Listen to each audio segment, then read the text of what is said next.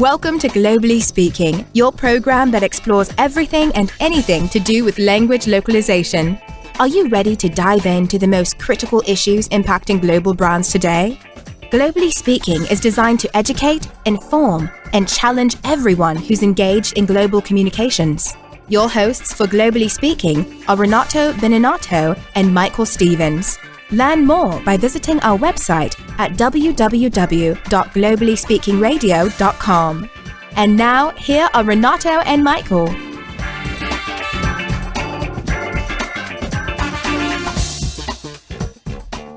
I am Renato Beninatto. And I'm Michael Stevens. Today we're going to talk about unconferences in general and especially in the language industry. So we're talking about conferences? No, unconferences. Unconferences, okay, because conferences are expensive. They take a long time to get to.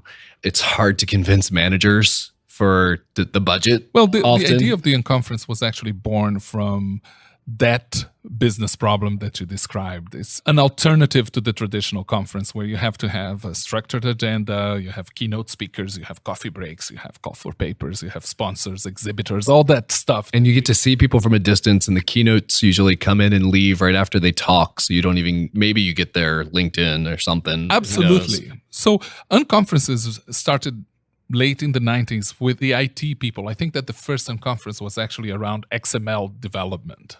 Mm-hmm. And so for this episode, we've interviewed some people who have taken this concept that was outside the localization industry and they've made it relevant to people who know about languages. And we started with Theresa Marshall, and we will let her introduce herself. I'm Senior Director of Localization at Salesforce. I'm responsible for product localization, which means pretty much everything except for marketing. I have a couple of roles within Salesforce. So I own localization, but I'm also the product owner for the globalization team. So I own internationalization infrastructure. And that's relatively new. We're sort of reviving that effort, which is really exciting. So apart from that, I'm also on the board of Women in Localization. Okay, so you have that role. You've done some teaching. I've done some teaching. I taught a course called Localization as a Profession at the Middlebury Institute of International Studies for about 4 years, I think. Where does this unconference idea come from? So I have to admit that it was not my idea, but you have to have the ability to pick up good ideas when they sort of fit what you want to do. When I joined Salesforce, just before I joined them, my manager, Shauna Wolverton, got together with Alton O'Brien and had this idea that part of what's really fun about conferences, whether it's Localization World or whether it's, let's say Salesforce's big Dreamforce event or something like that, part of the fun is always that kind of networking ability, the time that you have as you grab a cup of coffee or you head to dinner or you end up at the bar after the conference. And that most of the interesting conversations typically happen there.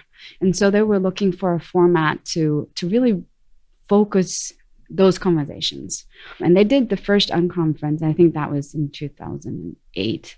And then when I joined, we were thinking about trying to do that again, but both my manager had moved on and Alton, I think, had at this point moved to Ireland again. So it was a little bit harder, but we had a great space because we had office space available. And so we just tried it again. And the idea is really that you have the most organization that goes into that is finding that space and getting people to show up. But there's no need to prepare for it. There's no need to, find speakers or put out a call for papers. You really have to be, I guess, good at just sort of winging it. And that really sort of took off. And we've done one every year since I started. And I think for 5 years, we've done sort of an unconference track at LoCWorld as well. What, during this several years that you've been doing this and venues and events, what are some of the recurring topics and what are some of the weird topics that come up in this conversation? It really depends where it is, I have to say. And not so much in terms of the venue, but like you said, in terms of like who's in the audience, right? So an unconference in Asia is completely different from an unconference in Silicon Valley or even the ones that we had in Europe with LoCWorld. What we generally see is it's definitely buzzword centric, right? So whatever's going on in the industry that year is definitely something that comes up. And so when the industry is talking about IoT and what that means for localization, then that comes up, and it comes up in different variations. It's either, oh, I've been tasked with something that's related to that, or it's somebody who says, I keep hearing that term and I don't know what it is. So it's actually a great forum for people to interact. By the way, IoT is Internet of Things. You're talking in buzzwords. I'm talking in buzzwords, but that's. I mean, this is exactly true. It actually meant buzzwords in a good way, and in what is moving sort of the minds of the industry. One of my favorite unconference sessions was, I think it was at Lokeworld in Seattle, and I think it was one of the first ones we did in combination with Lokeworld, and one of the later ones in the day, and I think you were in the room, and there were a number of people in the room with long years of experience, right? They had been around the block, not just once, but a couple of times, and really had seen the industry from different angles, had worked on the vendor side, on the client side, had moved through a number of Silicon Valley companies and big corporations and small companies and everything. And so I think we had about 30 people in the room. And when we do the unconference at Lokeworld, we don't have the luxury of setting an agenda at the beginning of the day, but we sort of set it at the beginning of that session. It's always a little chaotic, but that's part of the fun, right? So we're going around the room, and somebody said, I think there were many other topics, but somebody said, you know what, I'm new to this industry, and I don't really know what I don't know. And it was this young guy who was in a sales position for, I think, an LSP. And it sort of sparked this sharing of information across this group of 30 people. And with somebody like you who has a lot of experience, and then other people who are just starting out. And I can remember just his eyes sort of just going wide. And I think he wanted to record it probably because there was so much information in that. And what I liked about it, and why it's one of my favorite sessions, is it was so easy for this sort of newbie in the industry to have a informal conversation with you, with a number of people. Going back to your earlier question of the differences, I saw a difference in venue. So typically when we do it at Salesforce, we do it down the peninsula in Silicon Valley, closer to, Silicon Valley. Last year, it was in San Francisco. So the attendance, the audience was made up of a larger diversity in terms of roles. And that was really interesting. And that takes the entire day or the entire session into a slightly different topic, right? So if you have, let's say, a bunch of program managers in the room and they want to talk about MT, it's a completely different conversation than if you have a bunch of engineers in the room and they want to talk about MT. It makes it really interesting. It's also a little bit tiring because you have to be so on your feet that you can pick up where the conversation is going. Yeah, it sounds like there's a lot of variance between whether it's at Lokeworld or whether it's independently hosted, who actually shows up. You're setting an agenda together. What are the consistent things? You mentioned some people who show up consistently. What are some other consistent themes? I think a couple of things that are just sort of principles of the unconference. Typically, when we do the unconference as a standalone, we dedicate about an hour to finding the topics. And we write them all down, and it's a very democratic process. We invite them to vote on the individual topics, and then we wrangle the number of topics that have the highest votes into an agenda. Quite often we have 2 or 3 different tracks that we run simultaneously. Usually about how many people? What does the audience vary on that? Over the years, anywhere between 50 and 120. 120 was the biggest one we did. And that is almost at a point where it's so big that it's hard to manage. And you lose sort of that very casual momentum that drives that conversation. So 50 is a really good number. That gives people a lot of topics to choose from.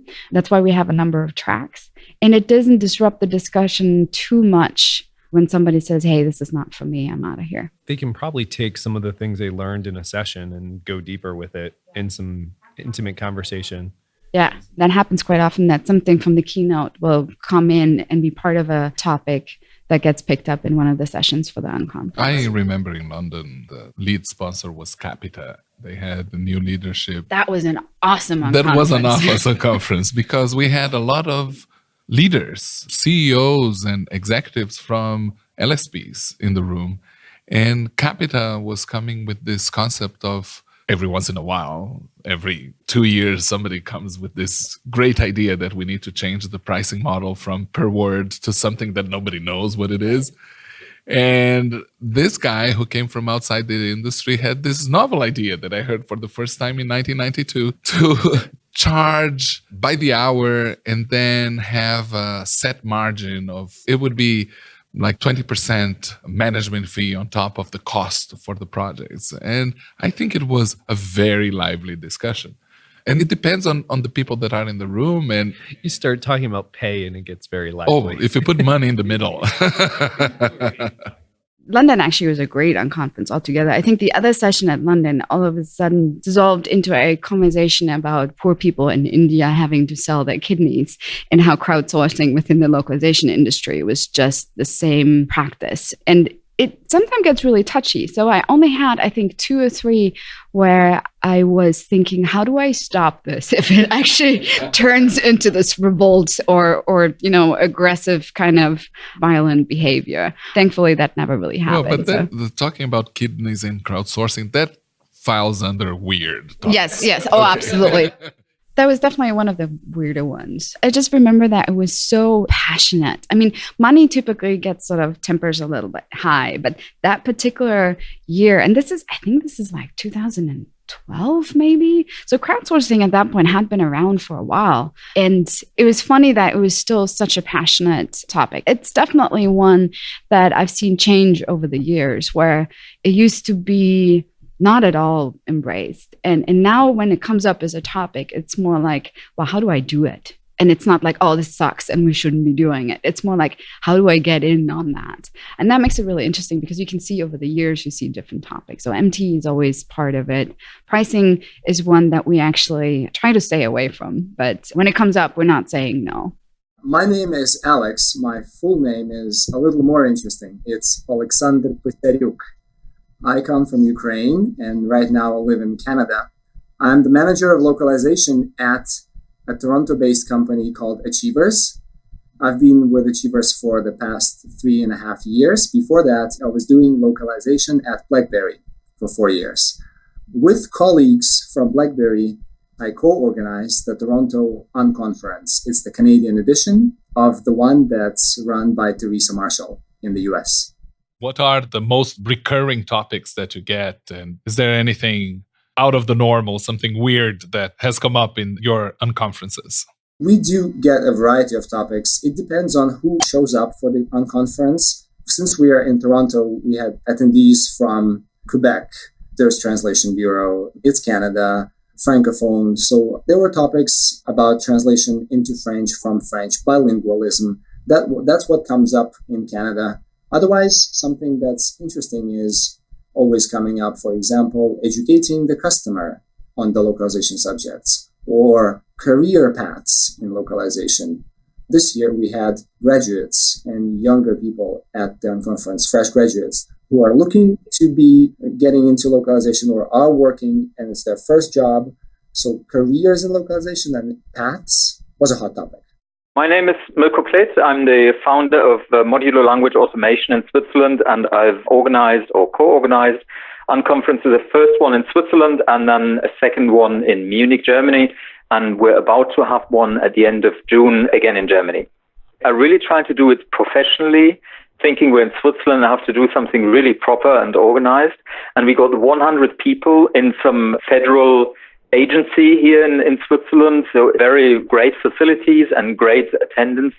I think it was really more a professional event than unconferences typically are, which has advantages and disadvantages. But I think at the time it was really, I saw an opportunity or a need for something in Switzerland specifically with its multilingual language situation.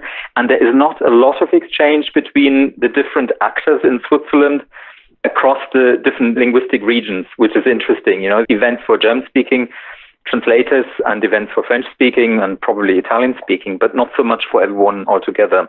And was that the idea, to do one for all the 3 major languages in Switzerland? And were you able to make that happen?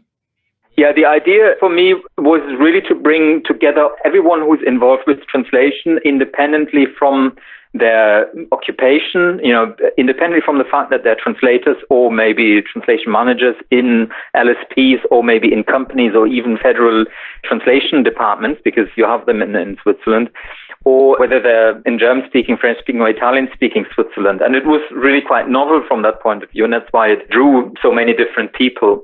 But it was a great event. It was a lot of work, though, as well.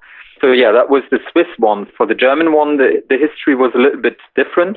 That was the initiative by the other organizers who had contributed previously to organizing ones in Dublin and wanted to do a similar thing in Germany. And basically just asked me if I wanted to help out. So I did. And what were the topics that came up for discussion when you set up the meet? The Swiss one? Yeah. Payment was a very important topic for people. I know it sounds quite mundane, but given the situation of Switzerland and currency exchange, because Switzerland, of course, is not part of the euro market. So currency exchange rates and in general, just the level of payment and the ability of companies or the tendency of companies to more and more outsource outside Switzerland is something that is a common issue. And then also, payment. It sounds so weird to me that a conference in Switzerland would talk about money. I don't see the connection between the two. But how about what other topics would come up? What topics are interesting for that part of Europe in addition to payment? Yeah, there was a lot. At the time, certainly machine translation was a hot topic. It was a couple of years ago already. I think people have generally become a bit more, the hype is a little bit behind us, and people have a better understanding of how real the threat for them individually is or not. But at the time, it was quite hot and conflictual topic, machine translation. And then generally terminology, for instance, how to manage terminology and so on. Some of the more, traditional practice questions, and that was great also for me to discover how people have been working successfully for sometimes decades in big organizations, big companies, big federal offices here who do a lot of translation because for legal reasons they have to. And, it's not like they haven't developed their own good practices. In the industry where I was coming from, we often didn't really know what they were doing. So that was a pretty good exchange as well. I think those were probably the most prominent topics as far as I recall. There's really just two principles with an unconference, right? So one is that we don't want that divide in the industry. So you're not allowed to sell. You can't come in and say, hey, here's a problem I want to talk about. And by the way, I solved it. So you should all come buy my service. And at the same time, you can't solicit services either, right? You can't go in, hey, I'm, company X and I'm looking for a new vendor. Come. You can't run your RFP or RFI through the unconference. We want it to be a really open discussion and free flow without having some of the constraints. So I think one of the weirder ones was where both Scott and I at the same time got up to flank one particular person of a technology provider and basically sort of whispered, it's like, if you do that again, we're going to make you leave, which is kind of weird. So the first one is no selling, no buying. No selling and no buying, just expert opinions. Very good. That's nice and short. And the second one is, if it's not your topic, it's not something, you voted for, it's not something that is interesting, or even if the discussion goes in a direction where you say, well, I know this is not interesting to me, you're encouraged to get up and find another session.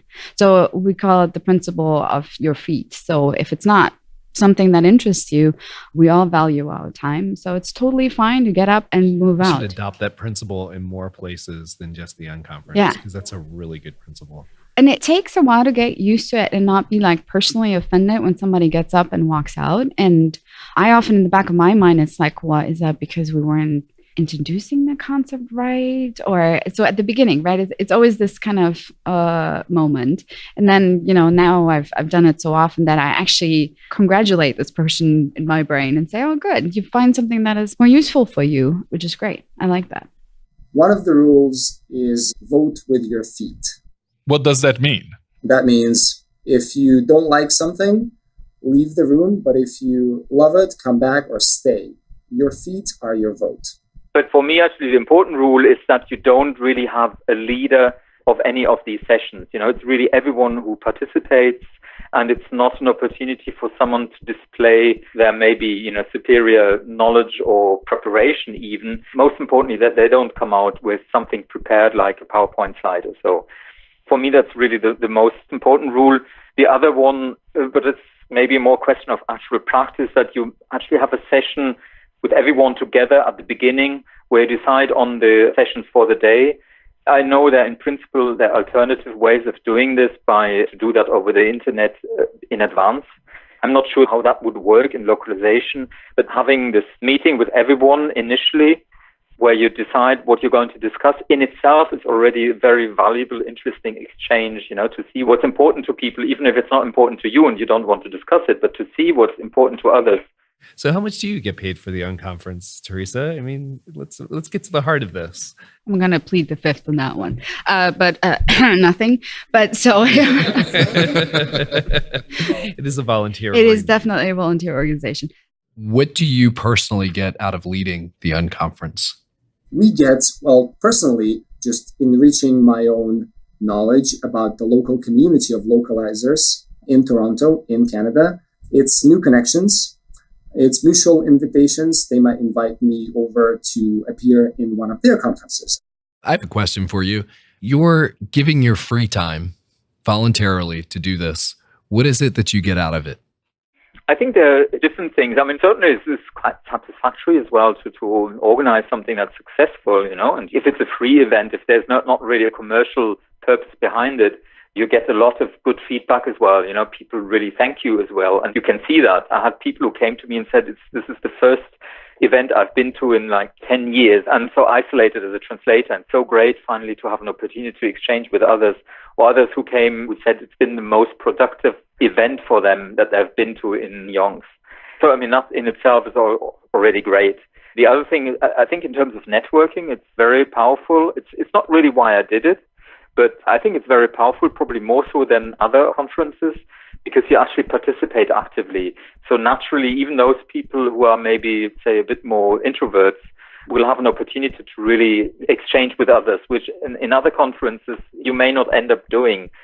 You sit in an audience and maybe you find the topic interesting or not or so, but you're not necessarily involved in a discussion with others.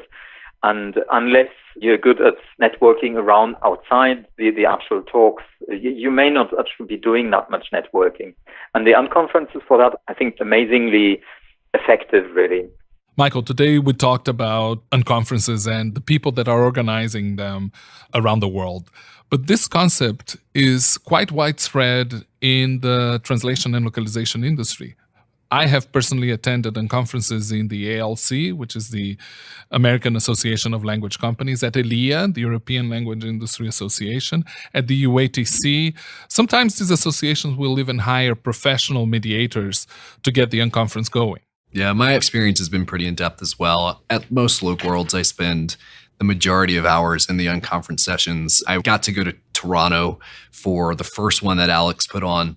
And it's just amazing that these people who have pretty intense jobs to begin with will volunteer their time because they're so passionate about it. So something good must be going on with it. Absolutely. And I think that the goal here and the challenge that we give to our listeners is, if you are passionate about meeting people, networking, organize your own unconference wherever you are.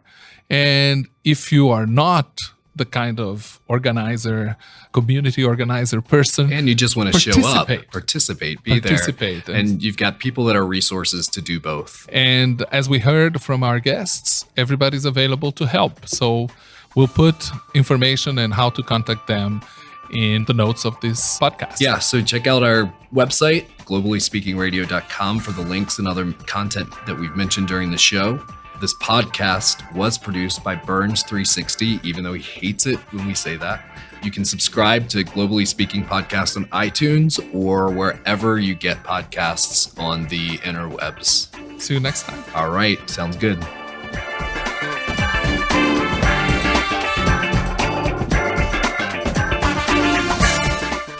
Thank you for listening to Globally Speaking, brought to you by Moravia. We'd like to hear your comments, suggestions, and feedback. So until next time, please visit online at www.globallyspeakingradio.com.